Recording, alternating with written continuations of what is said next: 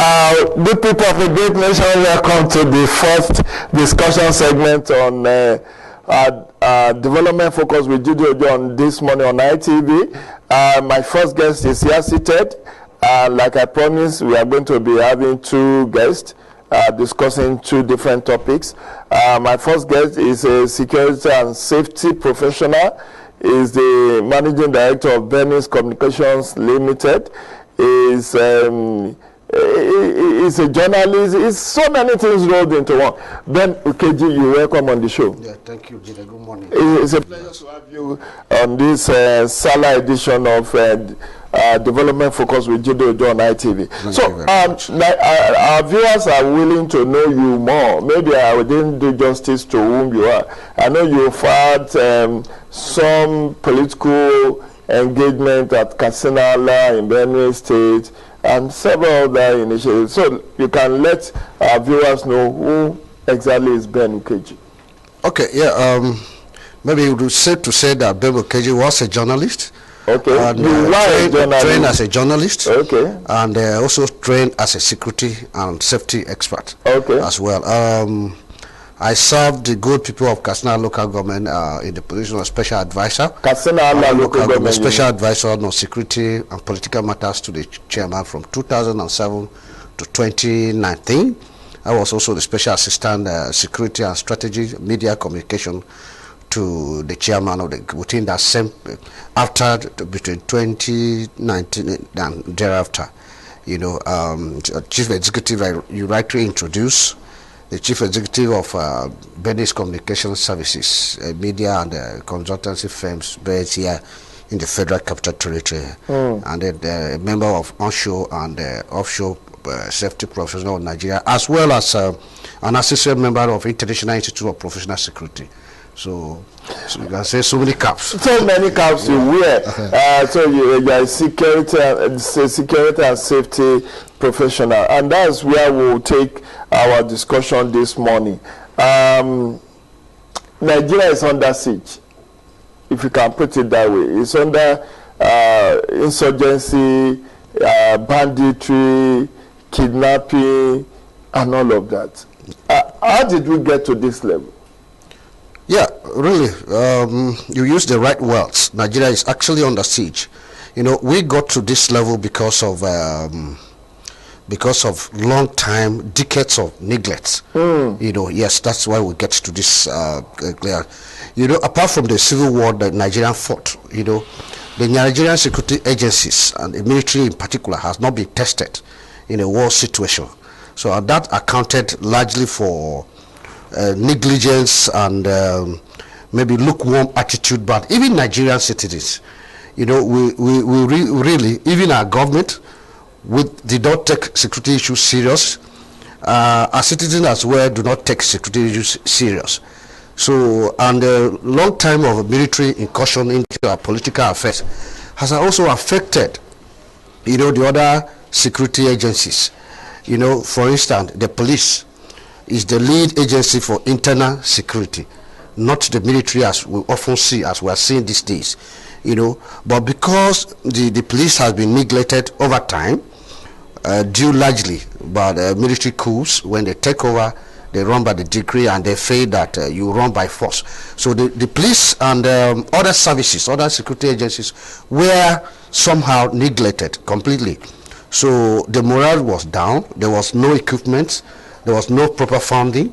The same with the military, even though the military were in authority, but you know, for the fear of counter coups, they did not properly train some of the officers. They did not equip our armed forces. So many challenges are for it, but I think I can summarize it by saying that the Nigerian security challenge that we're in presently is multidimensional, you know, all in one. Are you talking about structure, institutional decay, lack of manpower, lack of equipment? Is it corruption that we talk about? So there's so many things that are wrong with our security system, and that is where we have found ourselves here. You know, some years back, I have said that we are actually Nigeria, like we are sitting on a cage of gunpowder. You know, and that is what has exploded now, and that is what is happening. And it has not ceded, it has not ended. I think we have not even seen the worst of the situation. You have not seen the worst? I would have not. You are a prophet of doom. Yeah, I am not, but I think, yes, this war we are in now, okay, the government is not calling it a war, but I like calling it a war because I actually believe we are in a war situation. You can remember just the other day, on Saturday or so, what you call a banditry. I'd call them terrorists, but people prefer to call them bandits. I don't know what informed that decision, but I can tell you that they take down a plane, an Alpha jet, a military fighter jet, so that's clearly it's a state of war. But since you drag us into this Alpha jet issue, which I mentioned in the course of opening this program at 7, yeah, everybody is talking about the Abayomi Dairo guy that ejected himself and used parachute to land in safety. Yeah. What about the other 2 crew members? Nobody is talking about them. Or was he the only one in that place? I think he was alone. He was alone? Yes, but you can actually fly a fighter jet alone. Oh, okay. Yes, if I know. Because I think I heard about maybe there were 3 and he was the only one that managed to. Some are saying that the military is conceiving the information concerning the other 2 persons.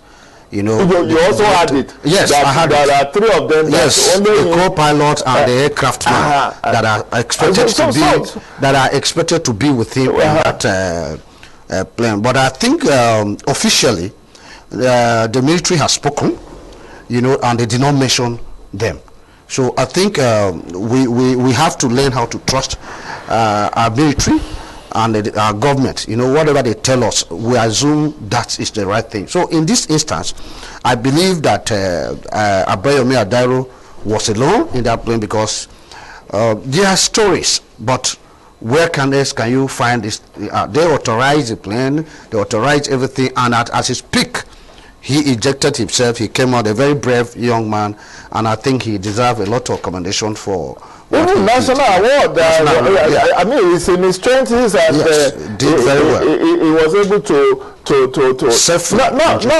this has brought also the angle of the earlier claim by Boko Haram that they were able to down a plane earlier in the year, which the military denied. Is the end coming home to roost now that truly these terrorists now have the capacity to bring down our Air Force planes? Unfortunately so. Very unfortunate, but so. I spoke about it on another somewhere, and I said by the time these guys are equipped with the right equipment to take down our planes, that will be the beginning of the crisis that we're in. And unfortunately, it has happened. But it has happened because of so many factors. One, the failure of the state to fully declare a war on these terrorists in the name that are paraded as bandits.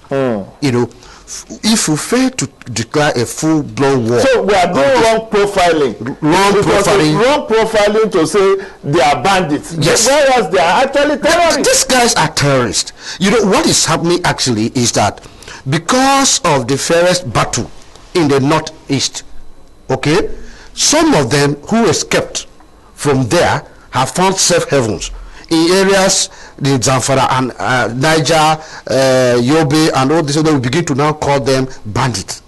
These guys are terrorists. Look at their modus operandi. We are not the same thing like Boko Haram. I told my Niger State governor that Boko Haram have started hoisting their flag in about 50 communities in Niger State. Yes, and it's so. It is so because Niger State have the same topography like Borno State. It is large. I think it's the largest state in Nigeria. Yes, with the largest land mass in Nigeria. So, and because they run away from the northeast, they find, and now Niger State also has some hills. There's a lot of mountainous areas down there where they can safely hide, navigate, evade arrest, and attack. So they hide and come out to attack us. And this. So, like I was saying, declaration of war. Now, I don't know what is stopping the president from declaring a full-blown war. That is one of the solutions that. Well, but what would that change? No. The military has been attacking them. In fact, in the last 2 weeks, we are told that they have killed a lot of bandits in Zamfara, Katsina, and all of that axis. Now, in military, it is going to be a different ballgame where you declare a full-blown war. What would change? As it is now, we are fighting insurgency. That's what is called it. And by United Nations Convention, they are calling it banditry because you are not allowed to declare a full-blown war on your citizens. So therefore, the government may think it is clever by calling them bandits, and but when you declare a full-blown war, even the field commanders know that my commander-in-chief has declared war. So when you declare a full war, it will no longer be what we are seeing. Okay? The rules of engagement will change. Completely. Okay. The rules of engagement will change. Maybe arrest, bring him safely, will change. Will be pure confrontation. Anything in the front is an enemy. So okay. Take him down. So that. But the Nigerian government may also be wary of international condemnation about human rights abuses. Look at what Amnesty International has been saying about the military using excessive force in fighting of insurgents. A number of innocent people have been murdered. The rules of engagement were not observed. Is that not what has piqued the Amnesty International against Nigerian government? It is. They are forcing our military to make mistakes, very serious mistakes. That we will regret in later. The Amnesty International, that's why sometimes I even say this insurgency or terrorism in our country has an international, honestly, is an international conspiracy. I like calling it that because some of these Amnesty International NGOs that seems to be thinking that they are helping, I sometimes one wonders what actually they are doing there. Because look, the situation we are in now, if you don't engage in a full-blown war carry out a full-blown war on these guys, we will not escape it. One, they have introduced the factors of kidnapping, which has become recreative, and it's a business. So, and all these guys are in the bush, over 5,000, over 6,000, over 10,000. Do you understand? So even if you manage to kill 100, 200, you have not done anything yet. You have not done anything. Who has done the census to even know how many thousands there are? No, there are many. Look at the governor of Zamfara State, say there are over 5,000. That is, he's talking about maybe one camp. There are several camps. So he's talking about that large. Shouldn't we be able to identify, isolate? No, they are scattered. They are scattered in camps. And don't forget that the Sambisa forest, the Mandara Hills, is over 60,000 square meters of space of land. So when you are attacking in one location, they can safely move to the other location. That's what I'm talking about. But are we not supposed to use satellite imagery, surveillance, all these drones? I mean, why did we allow Boko Haram and these bandits to start deploying drones? And you see why it should have been our military that that is what I'm talking about. If you don't use the right equipment, if you don't declare war and don't use the right equipment, now an Alpha jet has been brought down. Look at the cost of one Alpha jet. I said in my opening remarks that we are expecting 12 Super Tucano. Yes. 12. Yes. Dozen. Yes. We bought it for 496 million. Yes. And in one action of the bandits, and bandits can take it in 1 second. That is millions of dollars gone. That is it. Because if you do the maths, I'm not very good in mathematics. Yes. Do the maths. Divide 12 by 496. Yeah. Look at how many millions of. We are not talking naira. Yeah. We are talking of millions of dollars to buy one. Yes. Now we are expecting 6 by end of this month. Yes. They've left US. Yes. They said in 14 days, 2 weeks, they will be here. But if these people have now acquired the capacity to bring down our debts. Jide, that's what I say. You led me to what I wanted to also talk about. Giving out willingly information to the enemy. We volunteer information to the enemy. It's not. Sometimes I blame even the Nigerian citizens. In our quest to get a lot of information from the military. Sometimes we said our military are not forthcoming with information. Therefore, military are now improved on information dissemination to the public, and thereby making mistakes. For instance, you do covert operations sometimes. Now, when you are saying Super Tucano has left US to Nigeria, what are you giving? You are giving out information to the military, to the enemy. And the enemy knows, okay, in so time, this Super Tucano will be here. What do we do? They will also have to strategize.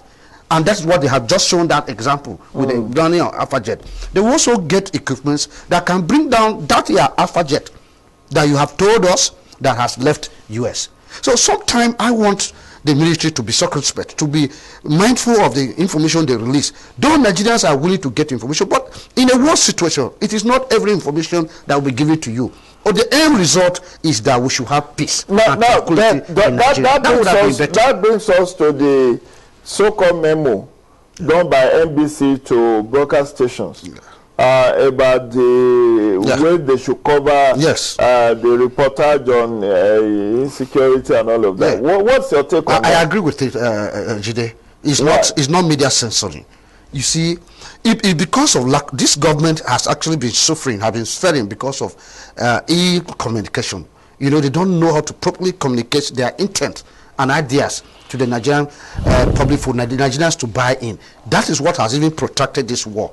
You know, because there was a wrong narrative from the beginning of even the war. You know, the Nigerian masses have not really been mobilized or to even killing into this. They are looking at it as a government thing. In fact, the APC government thing. You know, whereas if anything, these guys, when they attack, they don't know the political correlation. You know, they can attack anybody. So you see, the issue here is this. That is why, but you see, the government can only effectively do that when a full-blown war is declared. The president will address the nation, communicate some of this intention, like what the letter the NBC wrote. Okay, this should not have been the NBC. If the president has fully declared a war, and then tell the citizen why we are going in for this war. Okay, now such letters can emanate, can come, and they will coin it that coming from, we are in a war situation.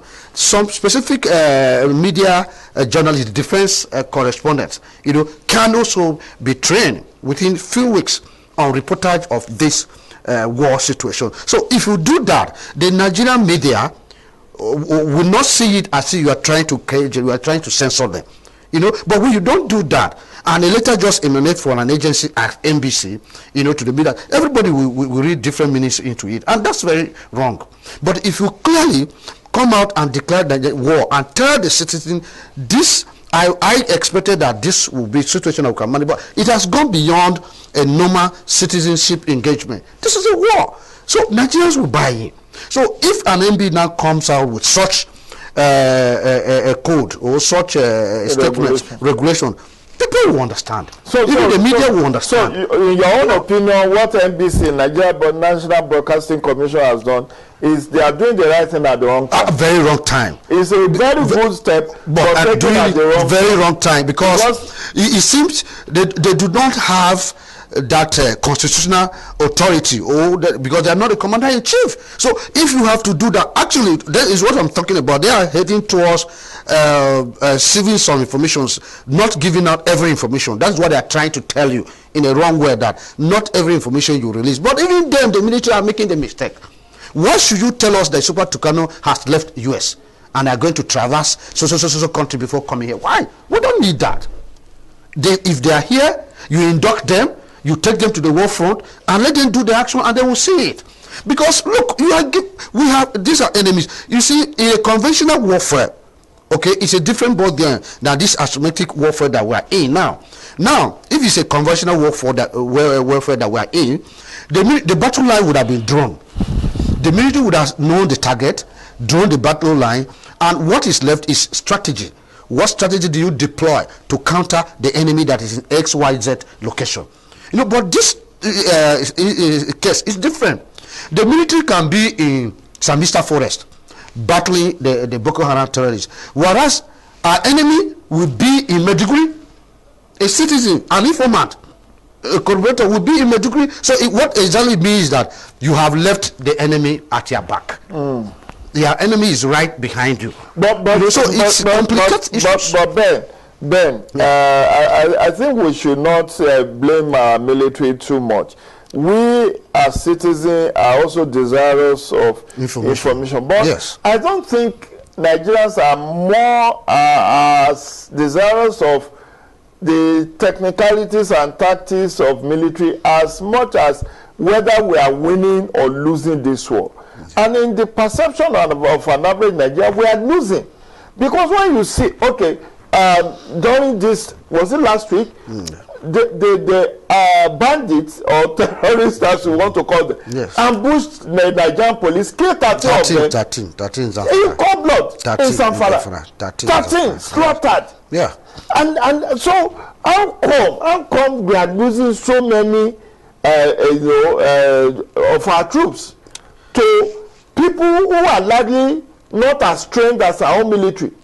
Even if they receive any training, it's not as sophisticated as the training that we have. Because I know since 2009 that we started this war against insurgency. Yes. We have over 10 years, 11 years of experience behind us. And we should have been able to predict and interdict these people before they even seize the initiative from us. Yeah. But what is it? Are there fifth columnists in the Nigerian military who are selling out, who are making these people to gain an upper hand? Yeah. A lot of people has been compromised, even within the security agencies. It's safe to say that, yes. And what you have just led us into intelligence. That's what we are trying to actually say.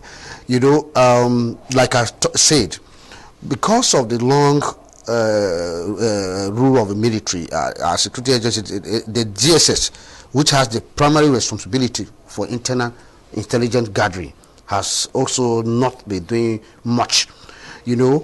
They are expected to be in every local government, in the country, 774, and in many numbers, in large numbers, so that they can actually gather the required intelligence. But like in Zamfara, in some of these northeast states, if you go there, how many of them will you find? Even in my local government, while I was serving, I met 3 of them on the ground when I got there. By the time I was leaving, it was just one person left in the entire local government. So one person do? How much can he do? One when I was living. So that is what, and I believe it is worse up there because of the fear. They are also human beings. There are some local governments in the north that the headquarters has been completely like Goza. There's no structure there. The insurgency has taken it down. So even where would you say the DSS man would be to even gather the required intelligence and pass it to the military for adequate action? They are not there. There's a disconnection. Okay, Nigerians have also said, yesterday news broke that they have arrested Sunday Igboho in Cotonou. Sunday Igboho, means different things to different people. Yes. Some are calling him human rights activist or right activist or agitator or whatever. Now, we know it's antecedent. And, it was brought into national prominence, let me put it that way, by the activities of killer S-men in the Gogon area of Oyo State. And I asked, there were police, DSS, and other security agencies in those environments. How many arrests of the killer S-men did they make? And if they have done their job, will the people of that town have called on Sunday Igboho to come and champion their freedom from these people? Now, it was all over the media yesterday that he was arrested at Cotonou on his way to Germany. And Nigeria said, okay, swiftly you have arrested Nnamdi Kanu. Wherever, some said he was arrested in Kenya, in Brazil, everywhere. But the most important thing is he has been brought back to Nigeria. Now you have also arrested, Sunday Igboho. These are agitators. But if the same treatment, the same swiftness, the same energy, the same zeal that the Nigerian government used in arresting these agitators, if they were to use it against the bandits and insurgents, maybe we'll have had better peace than we have now. Do you agree with that submission? Yes, yes, because I've also believed and I've said that we have not fully engaged these bandits, these terrorists in a war. We have not fully confronted them. We need to confront them with all might and strength that we have. We don't need to look at them as a citizen. A citizen that can take the life of other citizens, okay, shouldn't be treated as just a citizen. Should be treated like an enemy. And until we treat them like that, then we'll begin to have peace. Sunday Igboho, yes. Nnamdi Kanu, yes. But yes. But they are different ball game. Tactically and logically, and when you look at the intelligence deployed in getting Igboho or getting Nnamdi Kanu, it's quite different from the intelligence you deploy in getting these guys out. Like I said, these terrorists, they are not. Yes, they may be international, international, because they move to Nigeria, move to Chad, and that. But the whole of that axis that they are moving in is a forest. Okay. It's a forest, but the difference is that Kanu and Igboho lives in city. They are in city. They are moving around city. So it will be easier for the Nigerian government to collaborate with Benin Republic, use Interpol or use their intelligence to get him. It will be easier for the Nigerian government to use intelligence and collaborate with the Kenyan government to get Sunday out, than these terrorists that they are in the bush. And like what the president said, the only language that I believe, I'm talking about the terrorists, the only language I believe that these terrorists will understand is a full-blown war. I don't expect anything short of that. The other time I faulted the president when he said that people of the same culture, people of the same language killing themselves. You shouldn't look, when such statements comes out, you begin to interpret the mindset of the commander-in-chief. So he is looking at them as still the same people, the same culture, the same language, whereas these guys are complete enemies of the state. Okay, I will take your. Let me call out the numbers for our viewers who may wish to join us on this edition. We are discussing the issue of insecurity, the challenges and the way forward. And if you feel inclined to call us, the number to call is 080-987-1989. 0809-987-1989. If you want to ask my guest, Ben Ukeji, who is a security and safety expert, you can call in now. But while we are waiting for those calls, you are from Benue State. Yeah, I am. Benue has been in the eye of the storm in the entire North Central. Yeah. Maybe it's now Niger State that has witnessed more act of insurgency, banditry, and killings than Benue. But Benue has had its own fair share. Agatu killings, the one, you even have one of your sons, who was later Ghana, terrorizing the entire states before he was taken down by the military. Was it last year? Now, we have our first caller.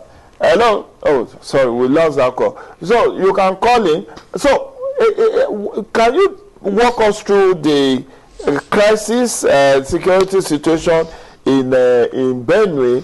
What led to that, and is the ban on open grazing the solution to this problem? Yeah, the security challenges in Benue, I can say that has been complicated. Hello. Yes, first caller. Tell us your name and where you are calling from. Baka de Sala. Your name is what? Tell us your name and where you are calling from, please. I'm calling in Lugwe. Federal Housing. Your name? Joshua. Okay, Joshua from Lugbe Federal Housing. Oh yeah, let's hear you. Please, the issue of this banking, the way our president is doing is not helping the issue. There is way sometimes when someone they are hurting Nigerian people, these people doesn't have pity in our people in this country. Okay. We've lost Joseph. Hello? Hello? Please tell us your name and where you are calling from. Move away from your TV set, please. Hello, good morning, sir. Yeah, good morning. Your name and where you are calling from? I'm calling you for Apo. My name is Afan. I'm calling you for Apo. Okay, Afan from Apo. What's your question? My name is Afan. So, sir, what I want to say about this insecurity is, what I see here is that our president is so cold to the back. So things that is happen like this, just like this, people have been dying every day. They will not take unnecessary action. Look at the Fulani, look at how Nigeria is dying. So this is they just also help us. That will help us. Thank you so much, Afan. God bless you. So, very quickly, because our time is running out, the problem of Benue State, is it only S-men related? There are also bandits that have been operating, particularly in that Katsina axis of yours. I think that's where Ghana was operating from. You know, the security situation in Benue, like Nigeria, is complicated. You know, I called the Katsina where I served as security advisor, the Boko Haram, you know, of Benue State. Okay. You know, because that's the most turbulent local government in that state. Very tough to be there. You know, there's an issue of herdsmen. Benue is known for, Benue is an agrarian society, you know, and the land is fertile and good for agriculture. And at the same time, the grass that grows from Benue is also very good for cattle, you know. They said it has a lot of nutritional value to the cattle. So we have been having this persistent invasion, you know, of cattle, herdsmen, you know, in that area, especially along that Benue trough, along the river bank from Guma, Taka, like that, and then some part of Kasnala and all this as is. So, yes, our governor came out with an open grazing bill. Anti-open grazing bill? Yeah. You know, think that that should be the solution, you know, because when you ban that open grazing, you now limit the herders, you know, from invading or straying into people's farms that often result into conflict, into crisis. Hello? Sorry, let me pause you there. This is our last call. Hello? Hello? Yeah, your name and where you are calling from. Please turn on the volume of your TV set.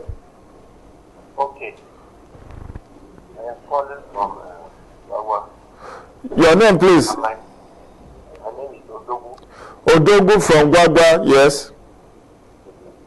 So I want to ask our guest, what can we do about this insecurity? Because this insecurity is causing problems.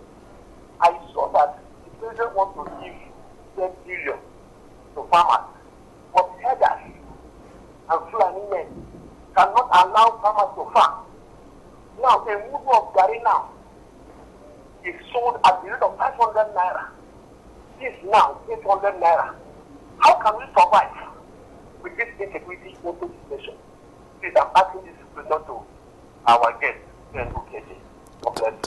Thank you very much, my brother from Gwagwa.